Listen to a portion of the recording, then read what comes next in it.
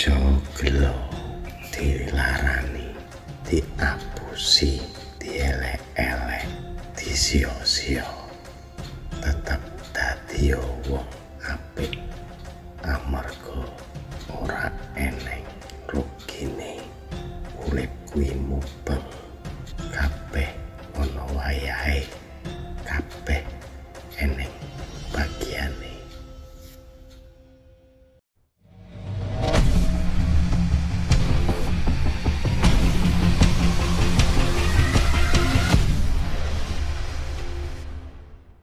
Jok, malam ini kan malam satu suruh.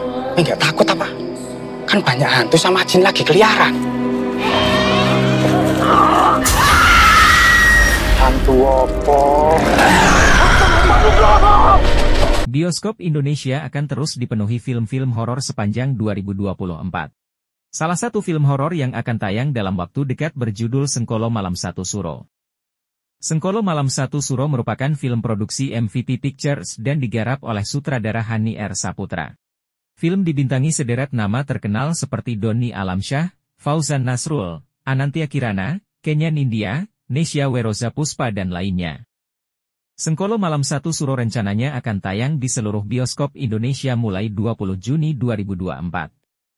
Sebelum nonton filmnya, kami memberikan sedikit bocoran cerita film ini. Sebelumnya, film ini berjudul Sengkolo, Pemandi Jenazah hingga akhirnya diganti menjadi Sengkolo, Malam Satu Suro. Film horor yang diproduksi oleh MVP Pictures ini akan menceritakan tentang Kerni Malam Satu Suro yang dipercaya masyarakat Jawa sebagai malam yang istimewa dan juga mistis. Sebagian besar masyarakat Jawa percaya bahwa Malam Satu Suro adalah malam keramat yang menandai pergantian tahun dalam penanggalan Jawa. Sementara itu kata Sengkolo dalam judul ini merupakan klinik Jawa yang berarti negatif dan kerap menghantui manusia. Sengkolo juga sering dianggap menjadi kata terlarang karena membawa kesayalan dan menghadirkan malapetaka. Film horor Indonesia berjudul Sengkolo, Malam Satu Suro menceritakan kisah makhluk halus yang sering menghantui manusia dan sering membawa kesialan. Di Malam Satu Suro, Sengkolo akan mencari weton untuk dijadikan mangsa. Suatu saat, pria bernama Ibrahim yang merupakan seorang pemandi jenazah kehilangan keluarganya dalam kejadian mengerikan. Saat itu juga, Ibrahim kemudian berhenti dari pekerjaannya sebagai pemandi jenazah. Suatu ketika, keluarga kaya di kampungnya mati secara misterius hingga warga percaya bahwa hal ini disebabkan oleh ilmu hitam. Hingga warga tak ada yang mau memandikan satu keluarga tersebut, kemudian Pak Kades meminta bantuan pada Ibrahim. Meski enggan melakukan pekerjaan itu lagi, namun Ibrahim akhirnya setuju untuk membantu memandikan jenazah tersebut.